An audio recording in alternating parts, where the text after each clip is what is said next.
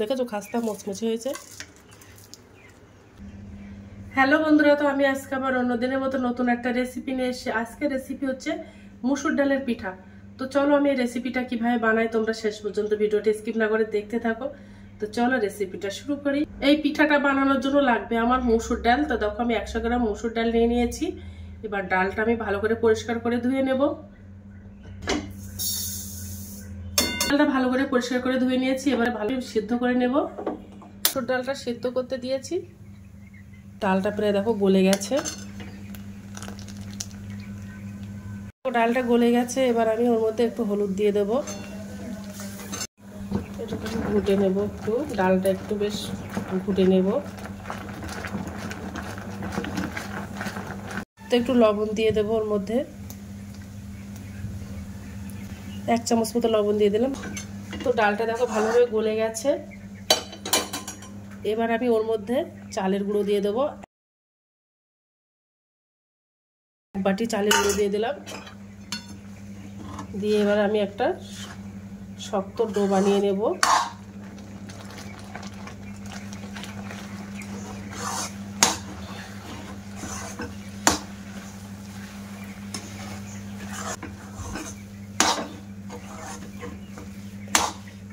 দেখো একটা নাও শক্ত নাও নরম করে একটা ডো বানিয়ে নিয়েছি।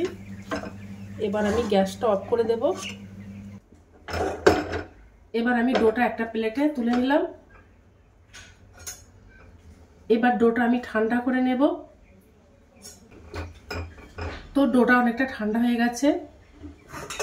এবার আমি ওর মধ্যে একটা ডিম ফেটিয়ে দেব।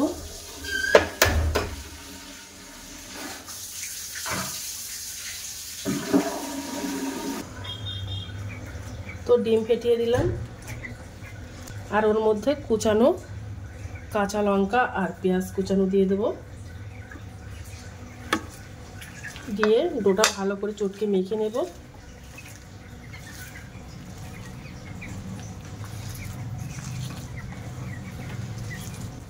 ওর মধ্যে 1 চামচ মতো লঙ্কার গুঁড়ো দিয়ে দেব। ওর মধ্যে একটু মিট মশলা দিয়ে দেবো 1 চামচ মতো। ওর মধ্যে 2 চামচ কর্নফ্লাওয়ার দিয়ে দেব। তো দিয়ে দিলাম। দিয়ে বেশ ভালো করে এবার চটকে মেখে নেব।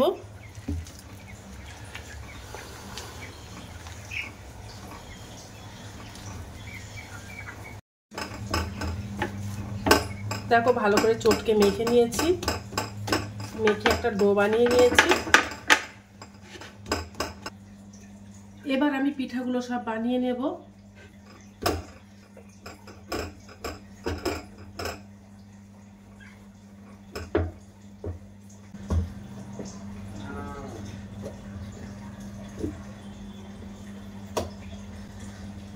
একটু আটা মেখে নিয়েছি, একটু নরম মতো লাগছিল তার জন্য।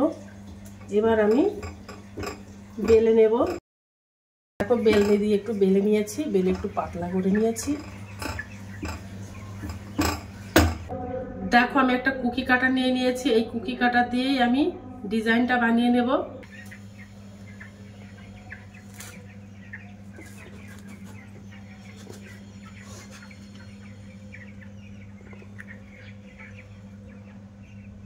দেখো কত সুন্দর ডিজাইন হয়েছে।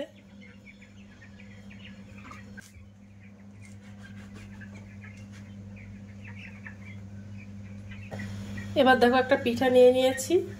আর এই সাইডগুলো দেখো কতটা সুন্দর হয়েছে। এবার আমি ছুরির পেছন দিয়ে একটু ডিজাইন বানিয়ে নেব, জাস্ট এটা দেখতে ভালো লাগার জন্য।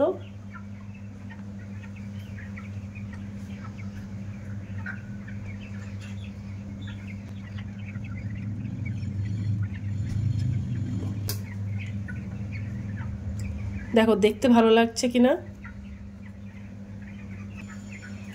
দেখো এই একটা ডিজাইন বানিয়ে নিয়েছি।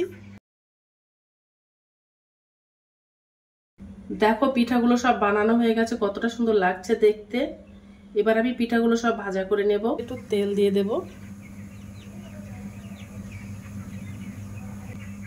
এবার একটা একটা করে পিঠাগুলো সব দিয়ে দেব। আর আমি অল্প করেই তেল দিয়েছি, খুব বেশি।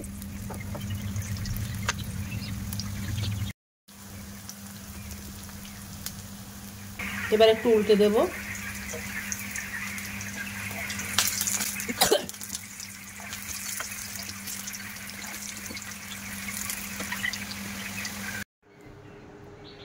দেখো পিঠাটা ভাজার পরে কত সুন্দর হয়েছে। এই পিঠাটা তোমরা স্টোর করে রেখে দিতে পারবে ফ্রিজে, যখনই মন চাইবে তখনই ভাজা করে খেতে পারবে।